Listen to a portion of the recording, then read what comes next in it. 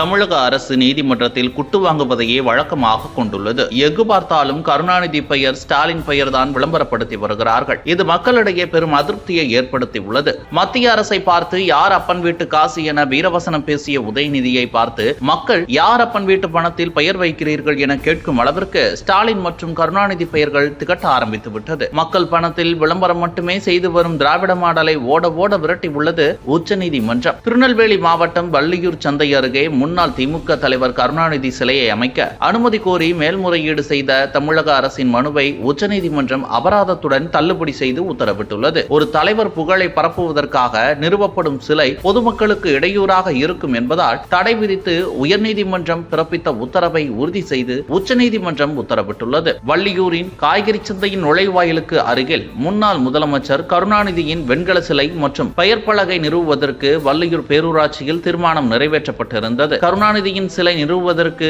எதிர்ப்பு தெரிவித்து சென்னை உயர்நீதிமன்றத்தில் வழக்கு தொடரப்பட்டது. இந்த வழக்கை விசாரித்த சென்னை உயர்நீதிமன்றம் கருணாநிதியின் சிலையை நிறுவ அனுமதி மறுத்தது. அதோடு மட்டுமல்லாமல் பொது இடங்களில் இடையூறாக இருக்கும் சிலைகளை அகற்றவும் உத்தரவிடப்பட்டுள்ளது. இந்த உத்தரவை எதிர்த்தும் வள்ளியூர் சந்தை அருகில் கருணாநிதியின் முழு உருவ சிலை அமைக்கவும் அனுமதி கோரி உச்சநீதிமன்றத்தில் தமிழ்நாடு அரசின் சார்பில் மேல்முறையீடு செய்யப்பட்டது. இந்த வழக்கின் விசாரணை உச்சநீதிமன்றத்தில் நீதிபதி விக்ரம்நாத் தலைமையிலான அமர்வில் விசாரணைக்கு வந்தது. தமிழ்நாடு அரசு சார்பில் வழக்கறிஞர் வில்சன் ஆஜராகி இருந்தார். சிலையை நிறுவுவதற்கு நெடுஞ்சாலைத்துறை, பஞ்சாயத்து உள்ளிட்ட அனைவரின் அனுமதி பெறப்பட்டுள்ள நிலையில் மனுதாரர் தொடர்ந்த வழக்கை ஏற்று சென்னை உயர்நீதிமன்றம் சிலையை நிறுவ அனுமதி மறுத்துள்ளது என்று குறிப்பிட்டார். அப்போது நீதிபதிகள், ஒரு தலைவர் புகழை பரப்புவதற்காக நிறுவப்படும் சிலையானது பொதுமக்களுக்கு இடையூறாக இருக்கும் என்பதால் உயர்நீதிமன்றம் சிலையை நிறுவ அனுமதி மறுத்துள்ளது. அந்த உத்தரவில் நாங்கள் தலையிட விரும்பவில்லை என்று தெரிவித்தார். மேலும் அந்த மனுவை தள்ளுபடி செய்வதாகவும் நீதிபதிகள் தெரிவித்துள்ளனர். தமிழ்நாடு அரசின் வழக்கறிஞர் வில்சன் மனுவை திரும்ப பெற